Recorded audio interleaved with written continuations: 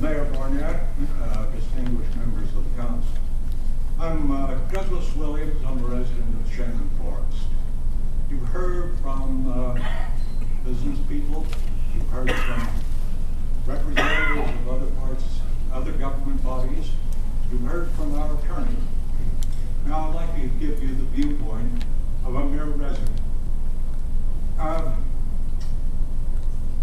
Some 28 years ago, we chose to move into Shannon Forest because at that time, it was, if you can recall back then, it was on the border of rural.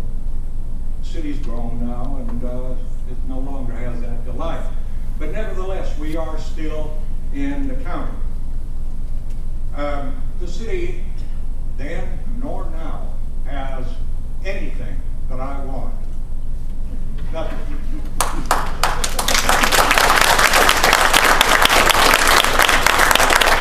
Oh, forgive me. I forgot the privilege of dumping my yard waste in the gutter so that the waste truck can delay coming by so that the runoff can wash it down in my storm drain. Or the privilege of sticking my trash can out in the street and having it left there to create a traffic hazard, as your city service does. I forgot about those benefits. The city, by its own admission, says the only reason that it's doing this is to expand its tax base. It claims that we owe it to the city because we use your facilities. Now wait a minute, I'm just thinking about what I do. I use your streets, a few of them, largely those that are funded to a great extent, if not entirely, by state or federal funds. US 29, Highway 9, Highway 211. But ask yourself, why do I use your streets? I use them to come into your city to spend money at the businesses inside your city that you also tax. Oh yes, and while I'm there, I use your police protection. Of course, you owe it to me if I'm coming into your city to protect me, do you not? Just as you would owe it to any other tourist. This thing that you've constructed up here looks like a snake.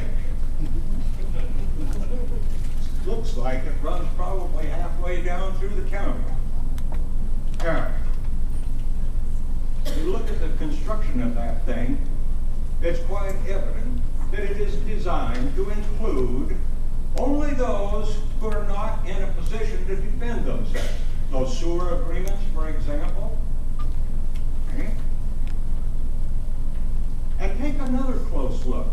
It leaves large areas virtually cut off from the county, which is going to have to continue to provide the services for them. Indeed, from here, I can see one area that is totally, two areas that are totally, completely cut off.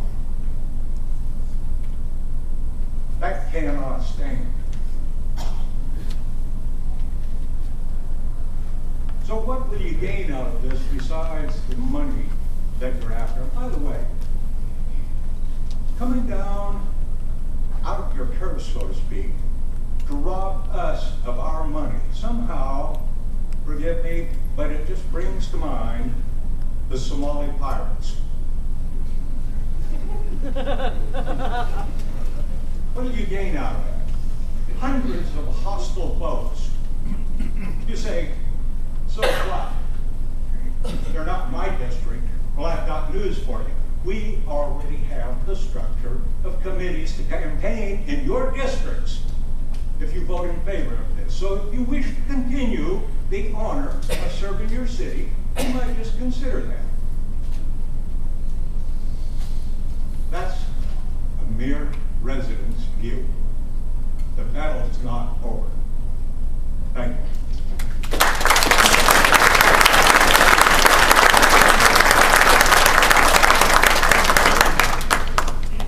Mr. Mayor, Council, I thank you for this 110 Rockwood Drive. At this point in time, I haven't heard anyone speak to our particular neighborhood. Our neighborhood, as I understand it, I would like to preface my comments. I have retained a residence at that location since 1976. And at the present time, I'm retired and living on Social Security. And I had taken a volunteer position to try and help my church and fellow citizens in a different part of the world. I spend a good part of my time in the state of Hawaii. I pay my taxes to South Carolina. I pay my income tax to South Carolina. I pay my county tax to South Carolina, both for my home and for my car, and my motorhome, of which is a big burden.